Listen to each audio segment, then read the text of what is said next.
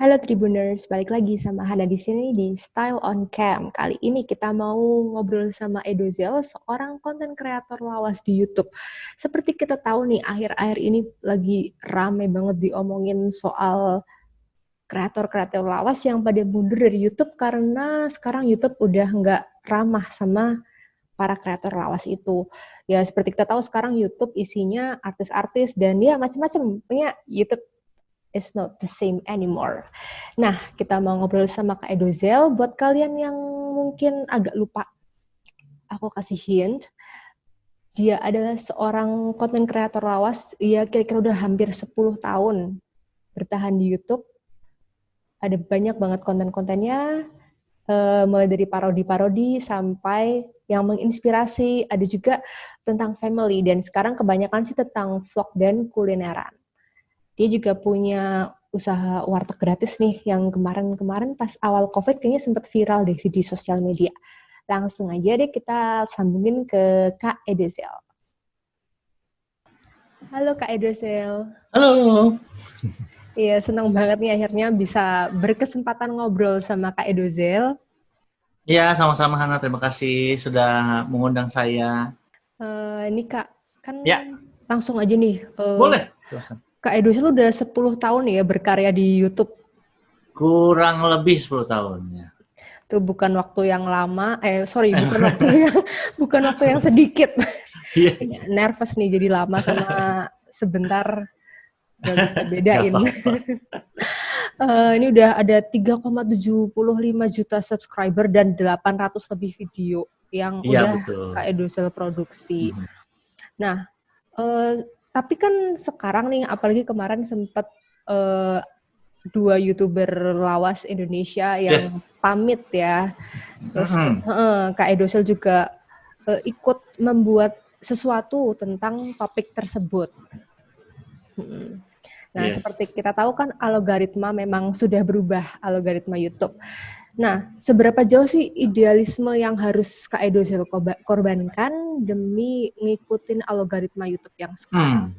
Oke, sebenarnya algoritma YouTube sudah berubah sebenarnya udah agak lama. Yang paling besar, yang paling merubah style ataupun format saya adalah perubahan algoritma pada saat diharuskan 10 menit. Jadi kalau dulu kan kita ngitungnya views secara algoritma yang akan dimenangkan atau masuk rekomendasi, tapi kemudian berubah menjadi watch time. Watch time adalah berapa lama orang nonton sebuah video YouTube gitu. Jadi kalau videonya 10 menit bisa tonton 10 menit, kalau videonya 1 jam bisa juga tonton cuma 10 menit doang. Jadi semenjak perubahan dari views ke watch time, sebenarnya style sudah banyak berubah. Kalau dulu kan kita bikin parodi pendek-pendek 3 menit, 2 menit, kadang-kadang cuma 5 menit, kadang-kadang cuma 1 menit. Tapi sekarang kalau bikin video yang semacam itu nggak works untuk kita para kreator-kreator indie. Jadinya kita terpaksa harus bikin konten-konten yang 10 menit. Akhirnya saya pun ikutan ngevlog pada saat waktu itu, dan sampai sekarang pun sebenarnya kalau sekarang tuh bukan berubah algoritmanya sih tetap sama, tapi karena karena memang teman-teman industri besar masuk, kemudian mereka punya kapital yang lebih besar, punya kemampuan produksi lebih besar, akhirnya mereka bisa terus-menerus membuat video sehingga kita yang kreator-kreator yang indie jadi ketutupan lah sama mereka gitu. Oke. Terus Kak, apa sih perubahan yang Kak Edo sendiri lakuin buat konten-konten Kakak supaya bisa masuk itu selain ngevlog? Sebenarnya selain vlog ya semua konsep kita jadi perpanjang. Kalau dulu kan kita konten masak 3 menit, 4 menit selesai. Kalau sekarang ya kita jadiin kayak 3 video jadi 1 gitu. Jadinya durasinya jauh lebih panjang. Sebenarnya masalah di durasi aja sih karena kebutuhan watch time dari YouTube. Oke, terus ada nggak sih konten yang paling anti dibuat kayak, ini tuh konten nggak aku banget gitu, ada nggak? Banyak sih. Kemarin pun sebenarnya video yang tidak suka saya buat gitu. Konten-konten klarifikasi, cuma ngobrol, ngeresponin sebuah drama, ngeresponin sebuah hal-hal, karena saya pribadi tidak memakai YouTube untuk berpendapat, untuk beropini atau berpendapat tentang sesuatu hal, karena saya tahu kalau kita melontarkan pendapat di internet tuh bahaya. Nomor satu adalah semua orang punya pendapat yang berbeda. Cuma kalau di internet tuh banyak orang yang tidak bisa menerima hal itu, belum terbiasa untuk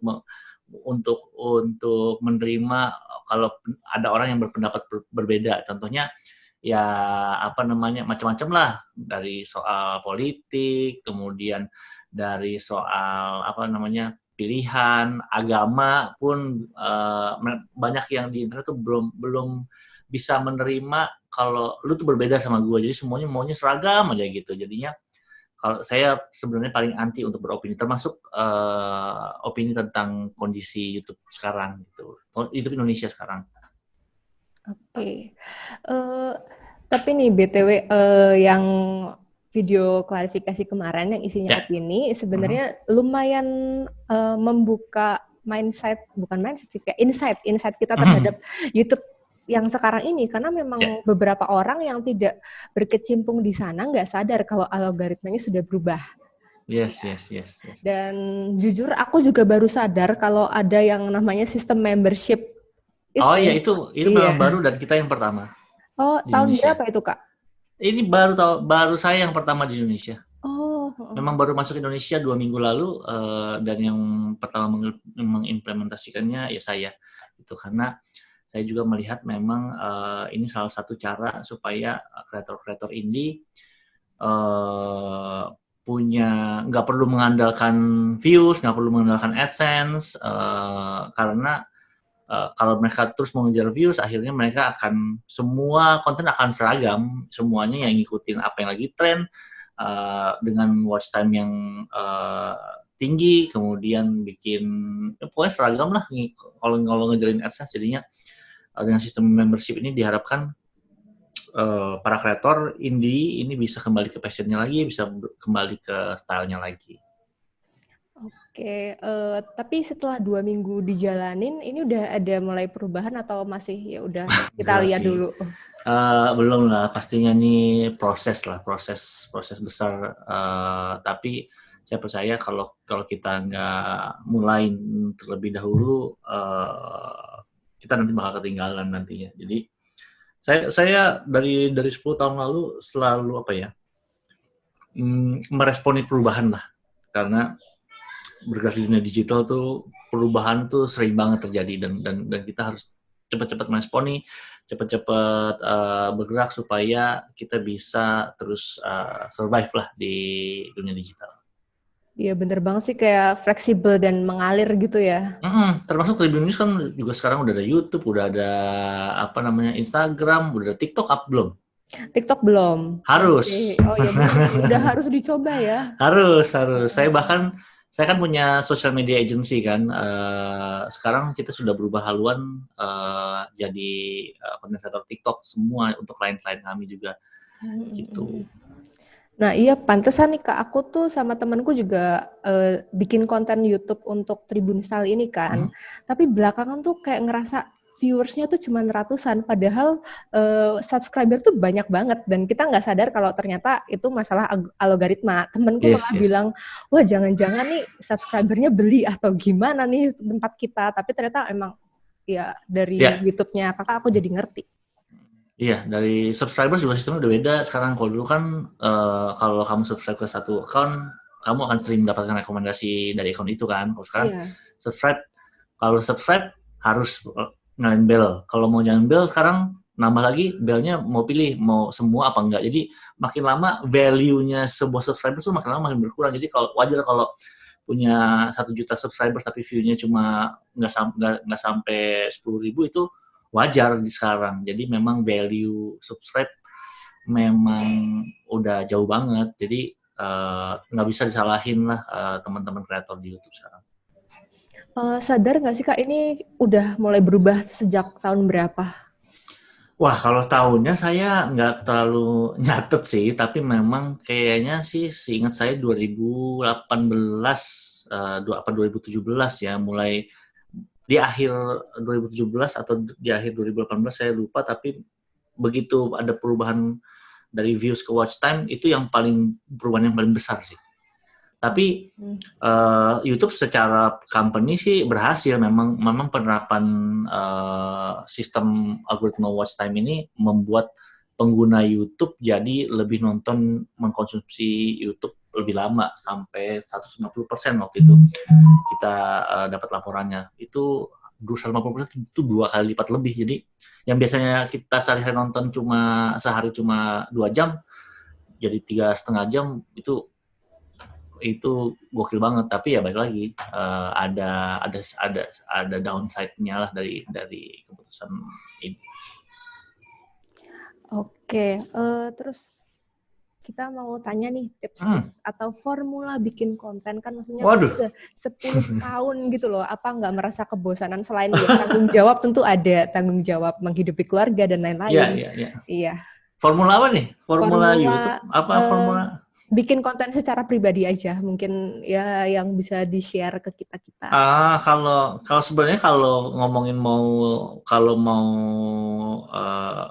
formula di YouTube sih sekarang memang selera masyarakat sekarang lebih ke middle low sekarang, karena memang ya kita kan secara masyarakat memang bentuknya masih piramida. Jadi teman-teman sekarang yang masuk itu pun segala lapisan masyarakat bisa masuk, dan sekarang memang seleranya middle low. Jadi kalau teman-teman mau bikin konten gampang. Kalau mau viral, bikin sesuatu yang memang disukai dengan selera masyarakat sekarang, kemudian bikin durasinya lebih panjang dibandingkan yang lain, kemudian bahas hal-hal yang trending. Dengan 3 formula ini udah cukup untuk udah cukup untuk membuat video teman-teman trending. Tapi pesan saya sih untuk para kreator-kreator, kita nggak butuh lebih banyak orang-orang sukses lah, kita butuh lebih banyak orang-orang baik. Aku dengar ini di video kakak yang waktu itu ngajak kita untuk bisnis rugi. Iya nih, tapi rugi. Iya, hidup rugi. Sebelum ngomongin bisnis rugi itu yang warteg gratis ya, aku nonton ulang. Sebenarnya ini aku udah nonton lama yang Draw My Life-nya Kak Edo. Tapi tadi sebelum kita live aku nonton ulang dan lagi-lagi kayak terharu gitu. Pas pertama terharu, tapi yang kedua juga kayak masih terharu gitu, karena emang perjalanannya tuh up and down banget sampai sekarang. Bahkan ya sekarang pun masih up and down, apalagi ya hidup kan selalu dinamis ya. Nah ini buat teman-teman yang perlu refresh ingatan, dulu tuh Kak Edo adalah sosok yang introvert, yang susah bergaul, tapi terus secara materi juga perlu berjuang keras untuk bertahan hidup, dan kesepian, sempat kehilangan jati diri, dan juga hidupnya jatuh banget pokoknya.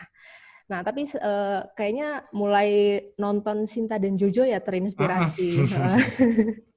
My inspiration. Iya, Sinta dan Jojo yang sekarang ya itu kan media dan internet tuh naik turun banget, tapi Kak Edo ini cukup bertahan lama ya, 10 tahun sampai sekarang masih eksis, dan awalnya nih cuma dari kamera webcam dan sekarang udah jutaan subscriber.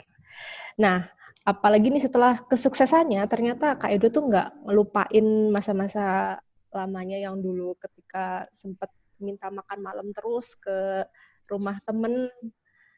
Dan mungkin ini yang jadi inspirasi untuk warteg gratis itu. Betul sekali. Jadi memang istilahnya paid forward lah, bayarnya ke depan lah. Membalas kebaikan mamanya teman saya, tapi nggak mungkin kan saya kasih makan mamanya teman saya setiap hari. Jadinya saya pikir saya harus menyalurkan inspirasi ini ke lebih banyak orang. Jadi saya mau bantu banyak orang, supaya dengan harapan bahwa orang-orang yang kita bantu di warteg gratis juga 5 tahun lagi, 10 tahun lagi, pada saat mereka sudah mapan secara ekonomi, mereka bisa bikin sesuatu hal yang sama, sehingga bisa menginspirasi generasi di bawahnya lagi, bisa menginspirasi di bawahnya lagi, jadi kayak multi level marketing, tapi kebaikan gitu, kayak multiplikasi kebaikan. Itu yang kita harapkan. Amin. Terus Kak, apa sih tantangan terbesar? Maksudnya ini kan bisnis tapi rugi, otomatis butuh modal dan segala macam. Itu tantangan terbesarnya selain ya nyari investor dan lain-lain tuh apa? Bisnis pasti rugi, tantangan terbesarnya adalah netizen sebenarnya. Kenapa? Karena memang karena kita kan apa namanya mengumpulkan dananya juga kan di secara online, kemudian kita juga aktif di dunia online supaya lebih banyak menginspirasi, bisa berbagi cerita gitu, termasuk apa namanya sama Tribun News kali ini juga berbagi cerita tentang warteg gratis supaya lebih banyak yang terinspirasi gitu, dan cukup berhasil. Tapi balik lagi pasti ada netizen-netizen yang nyinyir, yang tidak mengerti maksudnya kita apa gitu, yang apa namanya harusnya begini kok, harusnya makanannya tuh nggak usah yang mahal-mahal, tapi kan kita sebenarnya pengennya memberikan yang terbaik gitu. Terus kenapa anak-anak mahasiswa boleh makan warteg gratis, padahal lebih banyak orang yang butuh. Padahal kita kan pengen menginspirasi anak-anak mahasiswa ini seperti saya pada saat dulu juga nggak sampai masyarakat rentan banget, tapi karena terbantu akhirnya bisa membantu gitu. Jadi apa namanya banyaklah yang sebenarnya kita pikirkan, cuma kadang-kadang kita kalau lagi capek gitu, volunteer lagi capek, habis ngebantuin banyak orang, kemudian baca komentar-komentar begitu, suka sedih kayak gitu. Kedua juga food truck kita memang food trucknya belinya tahun lama karena budget gitu, jadi ya suka mogok gitu. Jadi bahkan sekarang warteg gratis kita sudah tidak bisa di starter.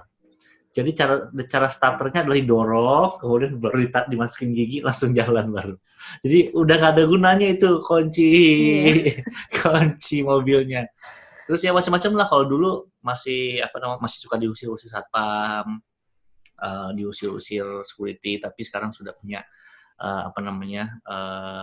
izin dari Pemkot tuh. Terus ada kadang-kadang ada ormas, ada preman, ada oknum-oknum, tapi balik lagi semuanya selama kita jalaninya tulus, kita pasti coba untuk melakukan yang terbaik lah. Gitu. Amin. Terus berarti ini ya, padahal Kak Edo kan udah cukup terkenal nih di sosial Amin, media. amin. Oh, tapi ternyata masih mengalami pengusiran dan kesulitan-kesulitan itu ya ternyata. Iya kan saya tidak seterkenal itu juga. Banyak yang nggak kenal sama saya. Tapi balik lagi, maksudnya saya mengerti kok alasan teman-teman security mengusir bukan bukan karena orang terkenal yang melakukan hal itu, tapi memang kan mereka tidak mengerti ini apaan, tiba-tiba kenapa lu jualan di jalanan gitu, padahal kita nggak jualan, tapi kita berbagi makanan kayak gitu. Jadi banyak banyak yang nggak ngerti aja sih. Tapi sekarang karena kita operasional setiap hari selama pandemi ini, orang kalau mobil kita lewat udah pada teriak-teriak, oh waktu gratis gitu, oh edojel gitu. Bahkan kadang-kadang anak kecil udah pada lari-larian ngejarin mobil VW kita, which is salah satu kebanggaan tersendiri lah buat kita para volunteer di Warteg Gratis. Itu bagi waktunya gimana Kak Edo? Ke antara Al bikin konten sama nyiapin untuk Oh, kalau warteg gratis sekarang sih saya jujur sudah jarang untuk ikut operasional. Jadi sudah ada tim volunteer dan juga ada tim operasional yang mengkoordinasikan titik lokasinya, volunteer yang bertugas. Jadi memang saya di 3 bulan pertama siapin sistem sebaik mungkin supaya bisa berjalan otomatis dan juga bisa di franchise-kan gitu. Dan sekarang sudah ada 3 cabang. di mana? Tangerang, Gresik, Jawa Timur, sama di Yogyakarta. Oh, di Jogja juga ada. Iya, deket kan? Iya, tempat kuliah aku juga. Oh, iya. Tapi sekarang udah bukan mahasiswa. Iya. Dan ya idenya menarik juga sih ya Kak. Maksudnya kayak di dalam hidup ini pasti kita banyak banget dikasihi sama orang-orang. Yes. Tapi ya kadang kita nggak tahu caranya ngasihin balik ke orang itu gitu loh. Ya. Yeah. Dan caranya masih bisa donasi nih di kitabisa.com. Masih bisa donasi di kitabisa.com/warteg gratis Edozel. Bisa juga jadi pemegang saham. Pemegang saham sebenarnya sebutan kita untuk donatur tetap. Di mana mereka berkomitmen untuk menyisihkan uangnya 500.000 per bulan. Bisa juga volunteer juga masih bisa. Sama sebenarnya cita-cita saya sebenarnya target kita sebenarnya tahun ini pengennya 5 cabang dan di luar Pulau Jawa, tapi memang karena COVID-19 ini semua kita harus harus sabar-sabar lah. Iya, bener banget. Oh ya, BTW nih, kemarin kayaknya pas awal-awal COVID ya, aku sempat lihat wartegnya Kak Edo tuh viral lagi nih di sosial media. Padahal itu udah jalan lumayan lama kan. Iya. Kita tanggal 25 Juli ini kita tepat setahun. Jadi 2 minggu lagi kita tepat setahun. Yeay. Selamat ulang tahun. Semoga cita-cita warteg gratis tercapai 5 cabang, amin. Dan terus berkembang, terus jadi ladang kebaikan dan rantai kebaikan yang berputar. Yes, itu keren banget. Rantai kebaikan yang berputar. Oke. Terima kasih waktunya Kak Edo. Sama-sama. Semangat ya Hana. Stay safe, stay healthy, stay happy juga. Oke. Thank you. Bye-bye. Bye. Salam buat keluarga, Kak. Ya. Nah, itu tadi, guys. Kita ada ngobrol panjang lebar sama Kak Edozel. Semoga insight-nya bermanfaat buat kita, buat teman-teman kreator yang lagi maju mundur. Aduh, aku mau bertahan gaya di YouTube, atau aku mau ikut pindah ke platform lain. Ya, mungkin setelah mendengar obrolan sama Kak Edozel tadi, jadi punya insight. Dan nggak cuman soal kreator dan hal duniawi ya, kita tadi juga sempat ngomongin soal warteg gratis yang bisnis tapi rugi, di mana Kak Edozel ini menyediakan makanan gratis atau bayar nanti atau bayar terserah seikhlasnya buat teman-teman mahasiswa, teman-teman yang membutuhkan. Itu sangat menginspirasi sekali. Dan mungkin buat kalian nih yang merasa sering mendapat berkat tapi tidak enak untuk membalas, kalian bisa gabung di kitabisa.com-nya warteg gratis itu untuk ikut mendermakan sebagian hasil berkat yang kalian dapatkan supaya kebaikan tetap mengalir.